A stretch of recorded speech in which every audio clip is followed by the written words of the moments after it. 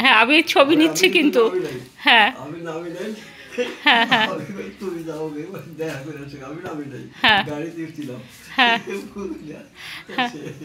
সেই জন্য আমি অনেকটা চিনি।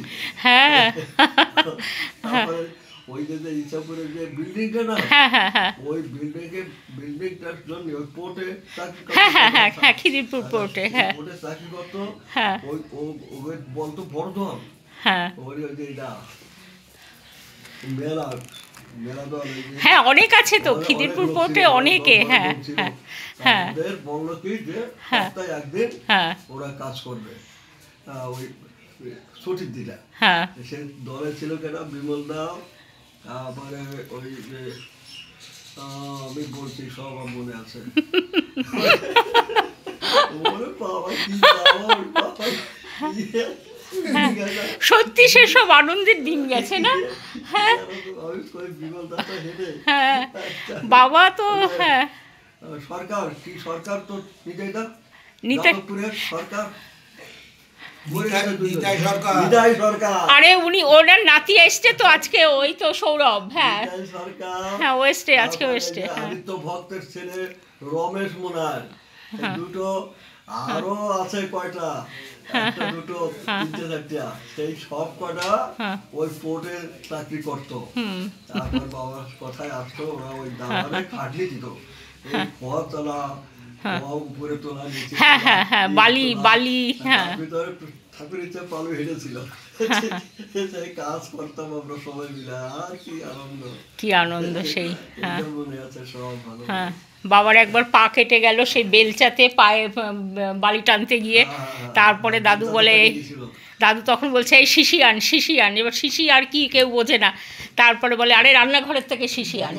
হ্যাঁ সেই শিশি এনে সেই তেল ঢেলে দিয়ে বাবার সেই পা ঠিক ঢালাই করা। হয়েছে বুঝলা, হ্যাঁ ঢালাই হয়েছে মানে ভিতের ঢালাই প্রথম। হুম তা বাবা একটু স্পিড তো, হ্যাঁ হ্যাঁ হ্যাঁ ভিতের ঢালাই হয়েছে। হ্যাঁ তা আমরা ওই ছোট একটা ঠাকুর ঘর ছিল টিনের হুম পথের কাছে, ওটা পরে ভাঙাই। তা সেই টিনের ঘরে সেই তাকে পাশের সামনে উঠোনের উপরে শুয়ে রয়েছে আমরা তিন চারজন, সন্তোষ কামার, আমি, ওই রানাঘাটের এটা ও জ্যোতি, তারপরে অরুণদা, আমরা তিন চারজন ছিলাম, ঠাকুরের বোন আর কি।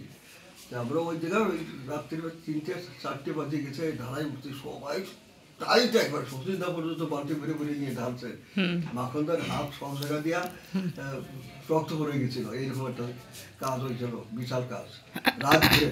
তখন ওই জায়গায় ওই ওই উঠোনের উপরে শুয়েছিলাম, শুয়ে থাকলে পরে তার বাবা তেল দিচ্ছে ওই কাঁঠাল তলায় ওইখানে, তার বেলা হয়ে গেছে 7-8টা বাজে গেছে প্রায়, এইরকম বেলা হয়ে গেছে। এখন আমরা দেখি কি বাবা পাশে বসে তেল নিচ্ছে, আর লজ্জায় আমরা যাবো কোথায়, এই তো বেলা হয়ে গেছে, তার শুয়ে রয়েছি।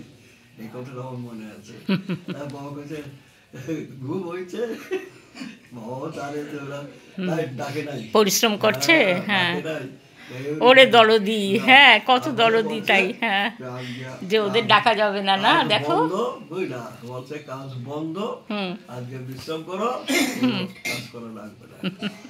মিস্ত্রিকেও একদিনের বেতন দিয়ে দিল বাবা, হ্যাঁ ওই এক রাত হ্যাঁ হ্যাঁ রাত ধরে কাটলাম, 2 দিনের টাকা দিল, আমাদের সবাইকে বিশ্রাম দিল বাবা। হ্যাঁ ছেড়ে দিলাম, বাবা একটু থাকবে।